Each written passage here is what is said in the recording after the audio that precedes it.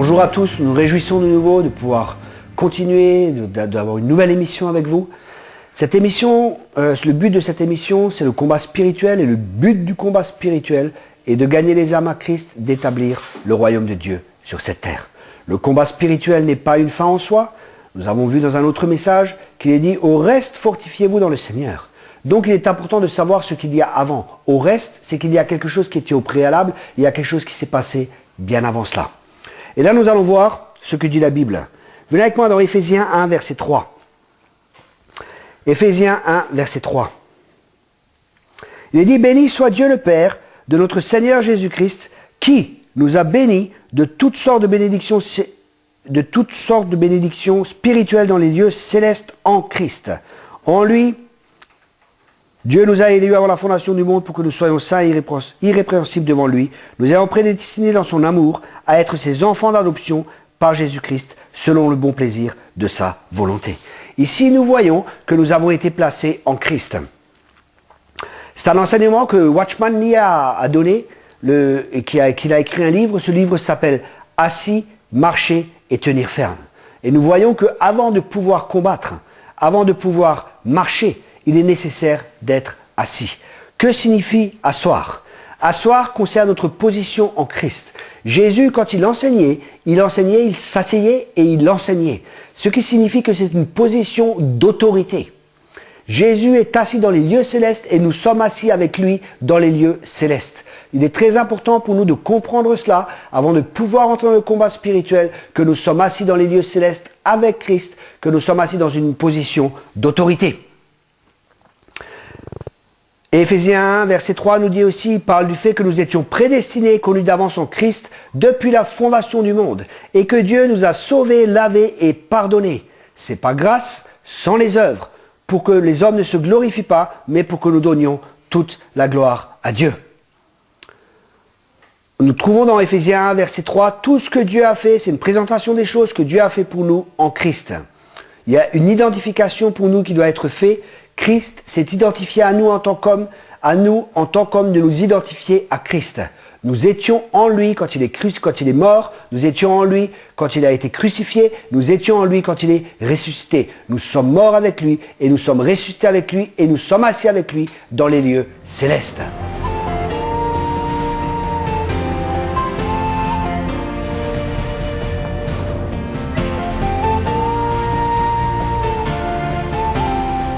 Nous avons vu que nous sommes assis avec lui dans les lieux célestes. Si nous ne sommes pas assis avec lui dans les lieux célestes, c'est que nous sommes perdus. Il y a une identification qui s'est faite à la croix. Jésus s'est identifié à nous de nous identifier à lui en croyant sa parole.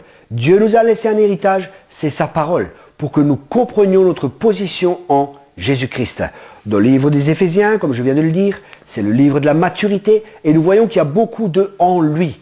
Et je vous recommande vraiment d'étudier tous les « en lui ». Parce que c'est la position dans laquelle vous êtes quand nous sommes en Christ. Dieu nous a mis en Christ. Il nous a placés en Christ. Nous sommes cachés en Christ. Nous sommes en lui. Ce n'est plus nous qui vivons, c'est nous qui sommes en lui et lui est en nous. Ce n'est plus nous qui vivons, comme disait l'apôtre Paul, c'est Christ qui vit en moi. Ou bien vous êtes perdus, ou bien vous êtes morts avec Christ, ressuscités avec Christ et montés au ciel avec Christ et assis avec lui dans les lieux célestes. Il n'y a pas d'autre possibilité. Mais la question que l'on peut se poser est, qu'est-ce que cela veut dire d'être assis? Être assis, par exemple, cela parle de régner. Le roi est assis sur un trône, alors que tous les autres se prosternent. Alors être assis signifie que nous régnons dans la vie. Et c'est ce que nous dit Romains 5, verset 17. Romains 5, verset 17 nous dit, « Ceux qui reçoivent l'abondance de la grâce et du don de la justice régneront-ils dans la vie par Jésus-Christ, lui seul. » Ici, c'est l'abondance de la grâce. L'abondance de ce que Christ a fait. Jésus est mort pour que nous ayons la vie et la vie en abondance. C'est une vie d'abondance, c'est une grâce abondante. Si nous essayons par nos propres forces, nous n'y arriverons pas. La grâce, c'est un don immérité. C'est quelque chose que nous ne méritons pas et nous recevons cela, nous y accédons par la foi. C'est simplement en croyant. C'est pas par nos œuvres, c'est pas par nos prières, c'est pas par nos jeûnes. C'est pas que je vous dis pas de prier, c'est pas que je vous dis pas de jeûner. Mais je vois des personnes qui essaient de gagner une position parce qu'ils ne connaissent pas leur position. Et c'est pour ça qu'il est important de connaître la vérité et la vérité nous rendra libres. Donc nous voyons qu'ils reçoivent l'abondance de la grâce et du don de la justice, ils régneront dans la vie par Jésus-Christ, lui seul. Donc, pour régner, il est important de comprendre la grâce qui nous est donnée, de comprendre l'héritage, l'abondance de tout ce qui nous a été donné en Christ, et de comprendre le don de la justice. Un don, c'est quelque chose qui se reçoit. Ce n'est pas quelque chose qui se mérite. C'est un don. Ça se reçoit. Et Dieu fait grâce aux humbles. Un humble, quelqu'un qui est humble, il reçoit. Quelqu'un qui est orgueilleux, il faut qu'il mérite. Donc pour nous, en tant que chrétiens, nous devons être humbles et recevoir simplement ce cadeau et remercier le Seigneur. Mais nous pouvons uniquement recevoir, nous pouvons uniquement nous saisir de quelque chose si nous connaissons quelque chose. C'est pour ça qu'il est nécessaire d'entendre la parole de Dieu, parce que cela produira la foi en nous.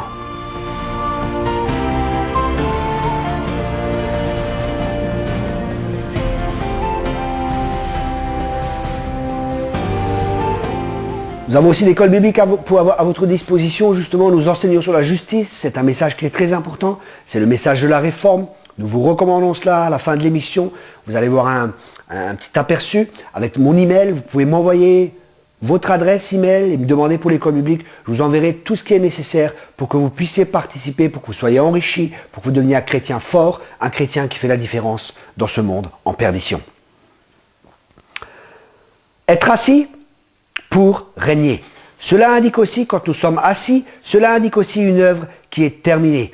Tout ce qui devait arriver pour faire de nous, pour que nous soyons, tout cela c'est déjà produit. Et c'est par la foi que nous saisissons de ces choses. C'est pas nous qui pouvons produire, c'est Christ qui a tout accompli. C'est lui qui a accompli la loi. C'est lui qui a accompli toute justice. Nous ne pouvons pas accomplir la loi. C'est pour cela, n'essayez même pas de l'accomplir. La loi n'a pas été donnée pour que nous l'accomplissions. La loi nous a été donnée pour nous conduire à Christ, pour être un précepteur, pour nous conduire à Christ, pour reconnaître notre incapacité, pour dire Jésus, nous avons besoin de toi, sans toi nous ne pouvons rien faire, et c'est là que Dieu fait grâce aux humbles.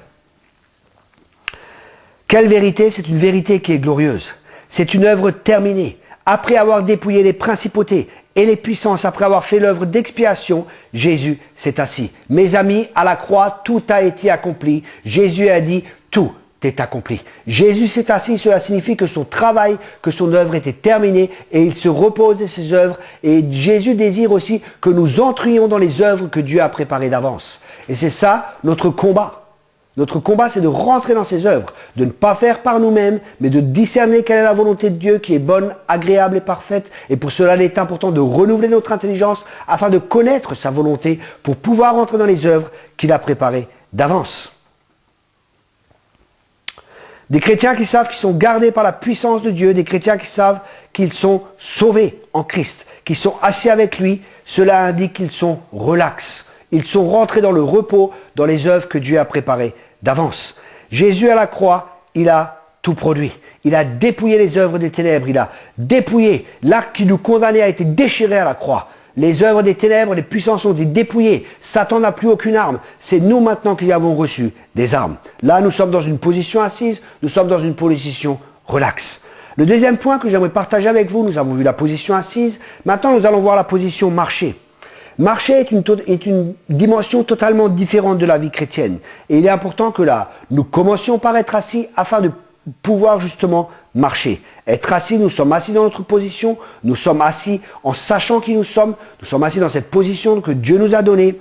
Et maintenant, nous allons commencer à marcher. C'est une dimension différente. Marcher par rapport avec les responsabilités de choisir alors que nous progressons dans une séquence.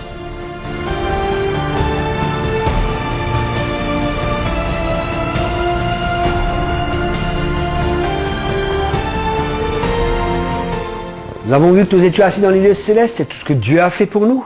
Et maintenant, nous allons passer dans un domaine différent, dans le domaine de marcher. Qu'est-ce que cela signifie pour nous? C'est ce qui signifie qu'il y a une progression dans notre vie chrétienne. Nous connaissons notre identité, puis après nous commençons à marcher.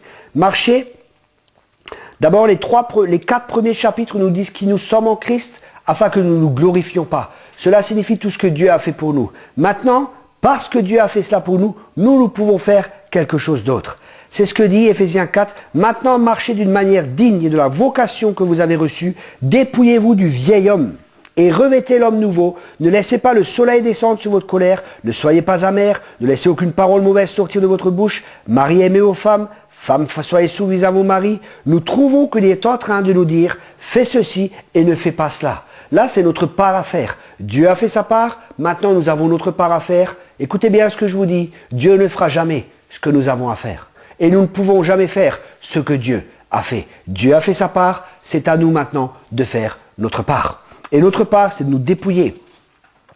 Dans le même livre qui a dit que Dieu a tout fait pour nous, sans que vous fassiez rien du tout, maintenant il nous dit, maintenant nous avons une responsabilité de choisir. Nous sommes des êtres responsables.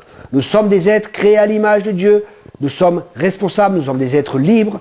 Cela signifie aussi que nous avons une responsabilité. Ce qui signifie que cela aussi peut affronter notre théologie que nous avons eue depuis plusieurs années. Mais l'Église, la Bible dit que la connaissance augmentera et que la fin des temps, il y aura une Église forte. Parce que ceux qui connaissent leur Dieu, c'est ceux qui seront forts. Et connaître Dieu, c'est pas seulement connaître Dieu en tant que personne, c'est aussi connaître les principes de Dieu, c'est connaître la personne de Jésus-Christ, c'est connaître la présence de Jésus-Christ, c'est connaître Dieu dans sa totalité. Les théologiens ont argumenté au sujet de ces choses depuis des centaines et des centaines d'années. Et l'Église est toujours terriblement divisée. Et ça aussi, c'est une œuvre du diable. Et ce sont des arguments qui sont inspirés par les puissances des ténèbres. Et le problème, c'est que les deux ont raison. Être assis et être marché. Certains mots mettent l'accent uniquement sur qui nous sommes en Christ et on n'a besoin de rien faire. D'autres, il faut faire, il faut faire. Le problème, c'est que les deux ont raison. Donc, il faut que les deux soient ensemble. C'est deux parties de la vérité. La somme de tes paroles est la vérité. Pas une partie, c'est la somme de tes paroles. C'est pour ça que nous devons être humbles et accepter différents enseignements, bien sûr à la lumière de la parole de Dieu, et être assez humbles pour pouvoir nous remettre en question et pour voir si ce que nous croyons fonctionne, influence et change le monde autour de nous. Certaines personnes disent, vous marchez par les œuvres. D'autres disent, vous êtes irresponsables parce que vous ne persévérez pas dans les choses et que vous ne vous occupez pas des affaires jour après jour. La vérité, c'est qu'ils ont tous les deux raison. Vous penserez qu'il s'agit de deux religions différentes. Après ce que vous aurez lu ceci et qu'ils racontent tout ce que Dieu a fait pour vous en Christ et qu'après vous disiez faites ceci et ne faites pas cela. Et ce n'est qu'une dimension différente de la même vie chrétienne.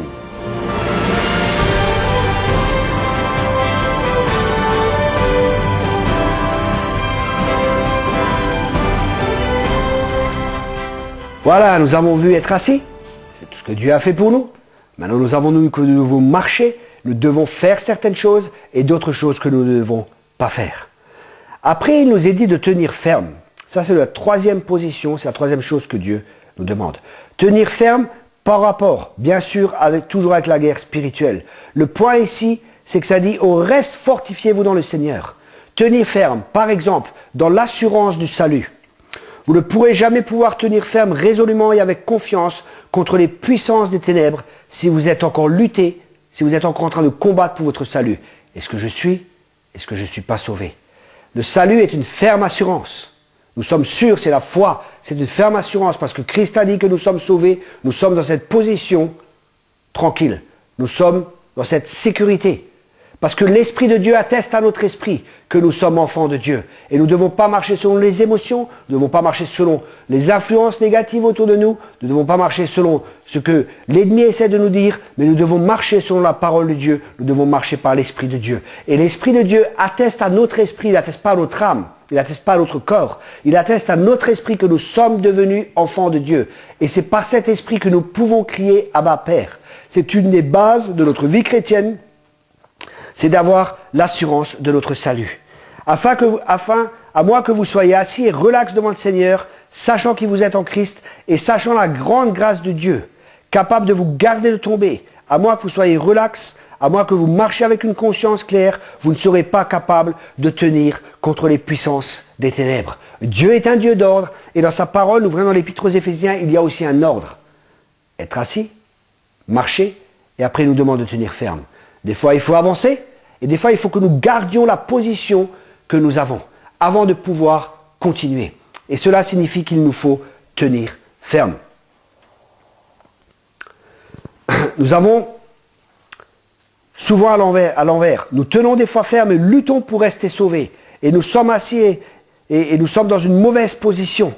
La bataille n'est pas la nôtre, c'est celle du Seigneur. Je suis sûr que le Seigneur va s'occuper. Et Dieu veut que vous compreniez comme il faut, que nous soyons relax, que nous sachions qui nous sommes en Christ. Et il y a des circonstances où Dieu combattra pour nous, où Dieu va combattre. Mais il y a d'autres circonstances où nous devons combattre. Et maintenant, vous allez vous poser la question, mais que savoir? Comment faire? La parole de Dieu nous révèle quand nous devons combattre, et la parole de Dieu nous dit quand nous ne devons pas combattre. Par exemple, la parole de Dieu dit, réponds à l'insensé selon sa folie. Un moment après, elle dit, ne réponds pas à l'insensé selon sa folie. Comment faire maintenant? La clé, c'est la dépendance du Saint-Esprit. Vous savez, si quelqu'un vous accuse, si quelqu'un vous dénigre, c'est pas à vous de vous justifier, c'est Dieu qui nous justifie, c'est Dieu qui combattra pour nous. Ne nous justifions jamais nous-mêmes.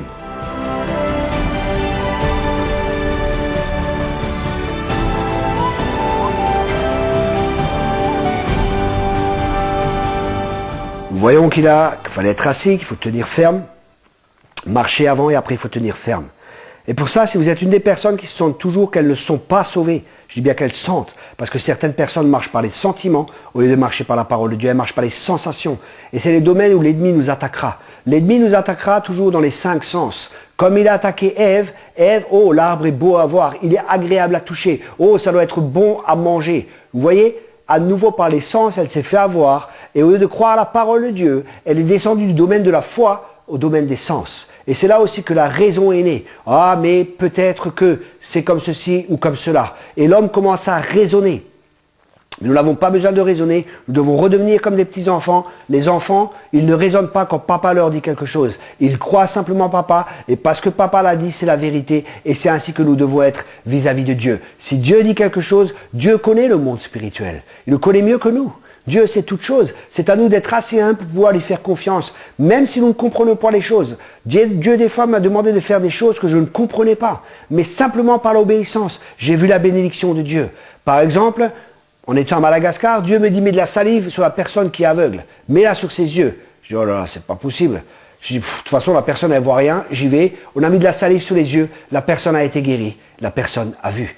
Comment expliquer que de la salive peut guérir? C'est pas la salive qui a guéri. C'est l'acte d'obéissance qui a permis à la puissance de Dieu d'être libérée. Dieu nous demande de faire des choses que nous ne pouvons pas comprendre. Mais Dieu ne cherche pas des gens qui comprennent. Dieu cherche des gens qui obéissent. Alors mes frères, mes sœurs, si vous voulez avoir du résultat dans votre vie chrétienne, si vous voulez avoir des résultats dans le domaine, dans le combat spirituel, soyez des hommes et des femmes qui obéissent à la parole de Dieu. Plus qu'à vos circonstances, plus à votre raison. La Bible dit ne t'appuie pas sur ta raison, mais appuie-toi sur l'Éternel. Et c'est ainsi que tu réussiras. Maudit l'homme qui se confie en l'homme. Quand il est dit maudit l'homme qui se confie en l'homme, il est aussi dit maudit l'homme qui se confie en lui-même.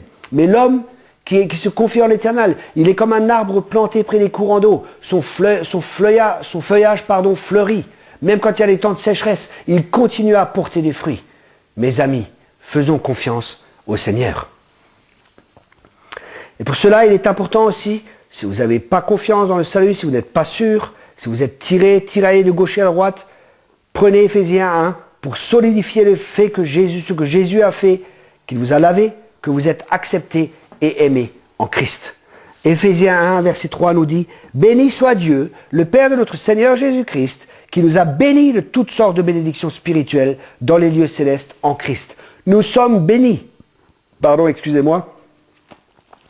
Bien souvent, nous désirons être bénis par Paul, par Pierre, par Louis, par Jacques, et c'est bien. Mais nous sommes déjà bénis par Dieu. Qu'est-ce que vous voulez de plus? Béni signifie bénédiction. Nous avons tout reçu pleinement en Jésus-Christ, point à la ligne. Quand nous comprenons que nous avons tout, nous ne cherchons pas à avoir des choses. Puisque nous avons déjà tout, c'est par la foi que nous avons tout reçu. Gloire soit rendue à Jésus-Christ seul.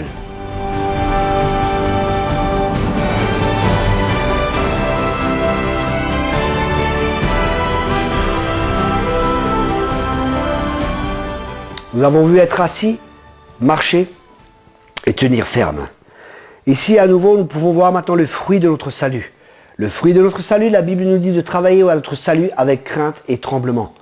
Travailler au fruit de notre salut ne signifie pas que nous ne sommes pas sauvés. Ça signifie que nous sommes déjà sauvés. Mais parce que nous sommes sauvés, il doit y avoir un fruit qui doit être porté. Amen. Il faut qu'il y ait de la repentance et les œuvres, les fruits dignes de la repentance. C'est ce que la Bible dit. Donc le salut, c'est quelque chose de progressif. Et cela se passe comment? Dans notre être intérieur, dans notre esprit, nous sommes sauvés. Mais travaillez au salut de votre âme. Ce qui signifie que notre âme, c'est notre intelligence, c'est nos émotions. Et c'est notre volonté. Et là, il est important pour nous de faire notre part, de renouveler notre intelligence avec la parole de Dieu, de renouveler afin de comprendre et de devenir ce que nous sommes déjà dans notre esprit. Dans notre esprit, nous sommes parfaits. Amen. Parce que Dieu nous a rendus parfaits à travers le sacrifice de Christ. Nous sommes lavés, nous sommes complètement lavés, nous sommes complètement purs. Mais la difficulté que nous avons, parce que nous venons du monde, nous sommes influencés du monde, nous avons notre intelligence, nous avons des principes, nous avons certains principes qui viennent du monde, et cela, il faut les changer. Comment faire? Se laver, être purifié par la parole. Et cela, se laver, on ne le fait pas juste un jour. On se lave chaque jour. C'est pour ça qu'il faut prendre la parole de Dieu chaque jour. Méditer cette parole chaque jour, être lavé, être renouvelé. Et cela dure jusqu'à la fin de notre vie. Nous avons des domaines où nous ne ressemblons pas encore à Christ, nous sommes en marche. Nous devenons ce que nous sommes déjà dans notre esprit. Comment? En renouvelant notre intelligence, en faisant un travail sur notre âme avec la parole de Dieu. C'est à nous de lire la parole de Dieu. C'est à nous d'acheter des messages. C'est à nous de méditer la parole de Dieu. C'est à nous de prendre du temps dans la présence de Dieu. Moi, je peux juste vous enseigner. Mais je ne peux pas lire la parole de Dieu pour vous. Dieu veut des chrétiens matures. Dieu veut des chrétiens qui arrivent à maturité, afin qu'ils puissent accomplir l'œuvre pour laquelle Dieu les a appelés, afin qu'ils puissent entrer dans les œuvres que Dieu a préparées d'avance. Mes amis, je ne peux pas faire ce que vous devez faire. J'ai assez à faire avec moi-même, mais je peux vous enseigner, je peux vous exhorter, je peux vous encourager parce qu'il y a un avenir glorieux. Bien souvent, nous entendons les gens dire « Oui, mais il y a un prix à payer ». C'est vrai qu'il y a un prix à payer, mais il y a un plus grand prix à payer de ne pas faire la volonté de Dieu. Le plus grand prix qu'il y a à payer, c'est de ne pas faire la volonté de Dieu. Et c'est terrible, nous sommes créés pour régner, nous sommes créés pour dominer, nous sommes créés pour être des personnes d'influence. Le but du combat spirituel est que les personnes soient sauvées, que le royaume de Dieu soit établi. Le combat spirituel n'est pas une fin en soi, c'est un moyen pour arriver au but. Le but, c'est que les âmes soient sauvées, que les personnes arrivent à la maturité de Jésus-Christ. Amen.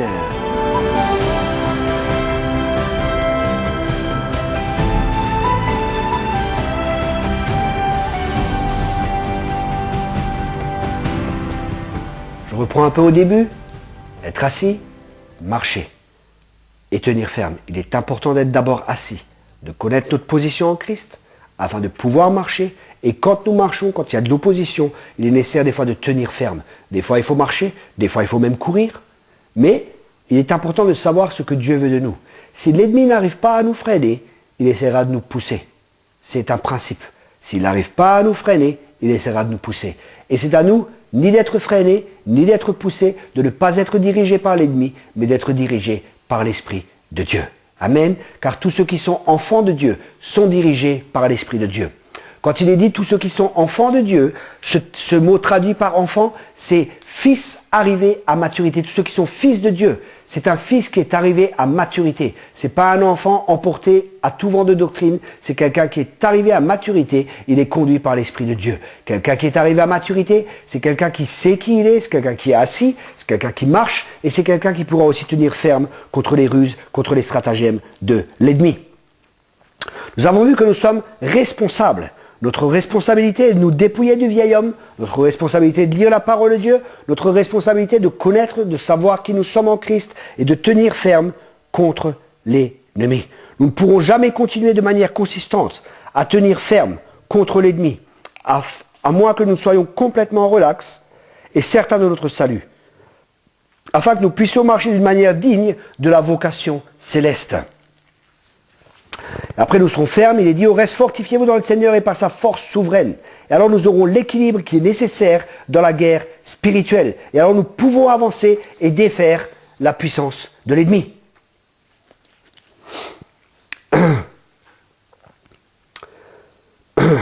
Maintenant, il est important aussi, et j'aimerais terminer avec cela, qui est le problème de l'attention qui est mal centrée.